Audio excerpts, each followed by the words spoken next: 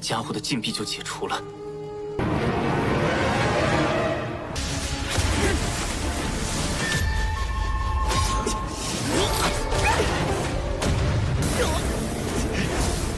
花一角。 Hola hola, bagaimana nih kabar kalian? Semoga dalam keadaan baik-baik saja, sehat selalu, serta dilancarkan rezekinya ya guys. Amin.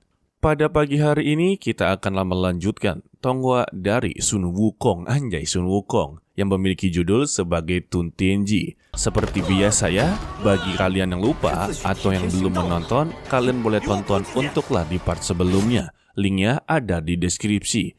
Untuk di episode kali ini, kita akan melihat Qin Feng akanlah mengejutkan seluruh sekte kalau dia memiliki bakat yang begitu luar biasa. Kalau begitu, langsung saja kita masuk ke dalam ceritanya. Lalu pada malam harinya, si Tu Minglang yang mendatangi pemakaman adiknya. Di sana sudah ada Ye Huyu. Dia memberitahu untuk esok hari, hukuman isolasi orang tersebut akanlah berakhir, maksudnya yaitu Wuyu. Dia akanlah memberikan sebuah jibat pengalaman yang telah diberikan gurunya. Dengan level tubuh dia yang sekarang, yang telah berada di tahap ke-10, sudah pasti bisa untuklah melawannya. Dan dia mengajak Ye Huyu untuklah berjuang bersama-sama dalam membalaskan dendam kematian mereka berdua. Dan dia berjanji, setelah mengatasi urusan ini, dia akanlah mengatur agarlah Ye Huyu bisa pergi dari sekte dengan begitu aman. Mendengar itu, dia pun langsunglah mengambil jimat tersebut dan berkata kepada Batu Nisan, tunggulah sebentar, dia akan menyelesaikan masalahnya. Lalu untuk keesokan paginya, ternyata sudah 1 tahun berlalu. Kini saatnya untuk Wuyu keluar dari masa hukumannya, yang dimana masa hukuman dia dikurung selama 1 tahun. Dia juga dijemput oleh si kera kecil yang memiliki nama sebagai Tao Ye. Di sini dia juga bertemu dengan Su Yanli dengan memberitahu untuklah misi selanjutnya. Dia diberikan sebuah gulungan kecil yang berisikan tentang ilmu bela diri yang terbaik. Dan gurunya lah yang menyuruh dia untuk membawakan ini kepada Wuyu. Gurunya sangatlah yakin kalau gulungan tersebut akan sangat berguna bagi Wuyu. Jadi ya, dia meminta untuk mempelajarinya dengan begitu baik. Dan untuk informasi tambahan atau sebuah peringatan kepada Wuyu, lebih dari setengah tahun yang lalu, si Tu Minglang telah berhasil mengumpulkan Qi dan menjadi murid pelindung sekte. Bisa dikatakan ini adalah masalah terbaru untuklah Wuyu. Dia meminta untuklah berhati-hati, sebab untuk dia sendiri tidak mungkin bisa selalu melindungi dirinya. Wuyu meminta tidak perlu khawatir, dia bisa untuklah mengatasinya sendiri. Lalu, Wuyu juga meminta izin kepada Su Yanli, antarkanlah dia untuk ke makam Paman Sun, sebab dia inginlah berziarah.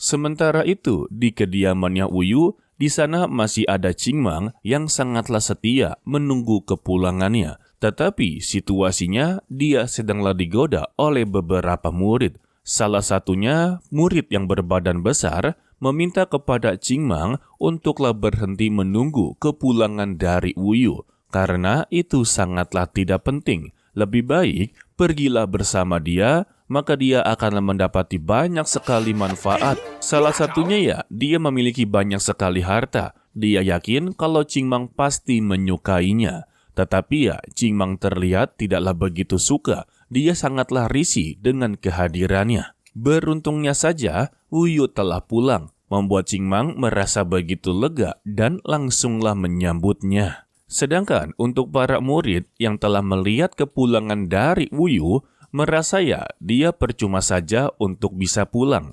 Dikarenakan untuk si Tu Minglang sudahlah mengincar nyawanya. Mereka menjadi taruhan kalau dia tidak akanlah bertahan lama. Paling-paling hanya membutuhkan 3 hari, dia sudah pasti akanlah dibinasakan. Qingmang yang mendengar percakapan tersebut membuat dia benar-benar sangatlah risih dan mengajak Wuyu pergi dari sini sembari memegang tangannya. Sontak ya, untuk si murid berbadan besar yang dipanggil sebagai Senior Yu, dia menjadi begitu sangatlah murka. Padahal sudah setengah tahun dia benar-benar berjuang keras untuklah mendekatinya, dirinya sama sekali belum mendapati kesempatan untuklah menyentuh jari dari Qingmang. Tetapi berbeda dengan Wu Yu, baru saja datang dia langsunglah menyentuh jarinya. Alhasil dia pun mengeluarkan pedangnya dan menerjang ke arah Wu Yu. Para murid menganggap kalau ini adalah kemenangan dari Senior Yu sebab dia berada di penempaan tubuh tingkat ke-9.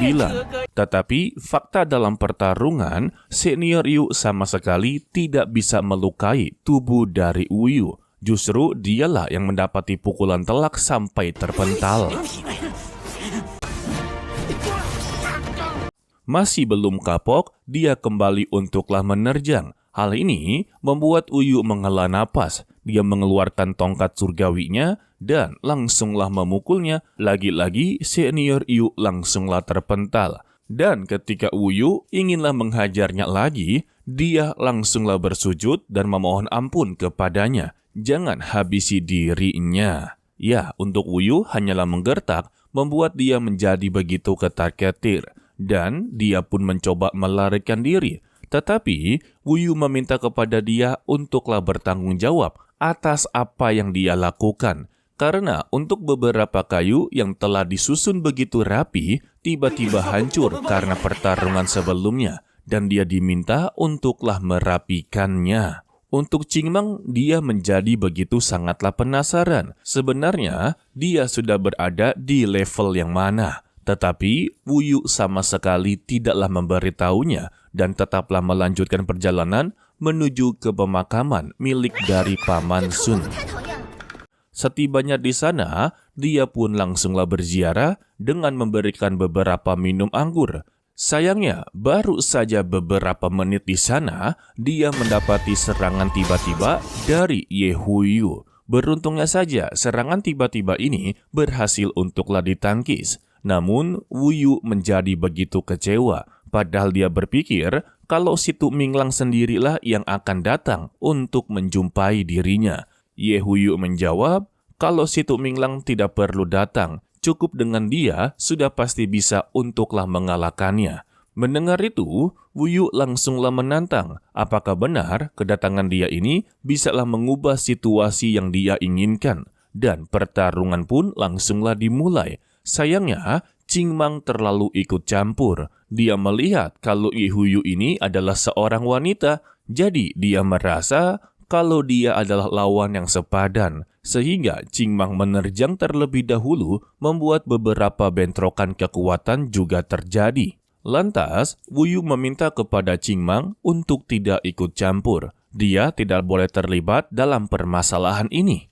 Terlebih, dia juga inginlah menguji hasil latihan dia selama ini.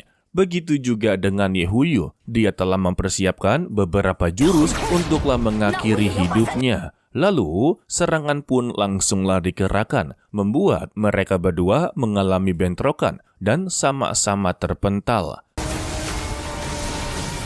Minglong sebagai guru utamanya memberitahu kepadanya kalau wanita ini hanyalah menggunakan jurus-jurus mematikan. Dia tidak bisa untuklah melakukan pertahanan. Yang bisa dia lakukan yaitu menghindari serangan dan mencari celah yang begitu pas agarlah bisa untuk mengalahkannya. Dan jangan biarkan dia untuklah terus menyerang. Maka dia sendirilah yang akan repot.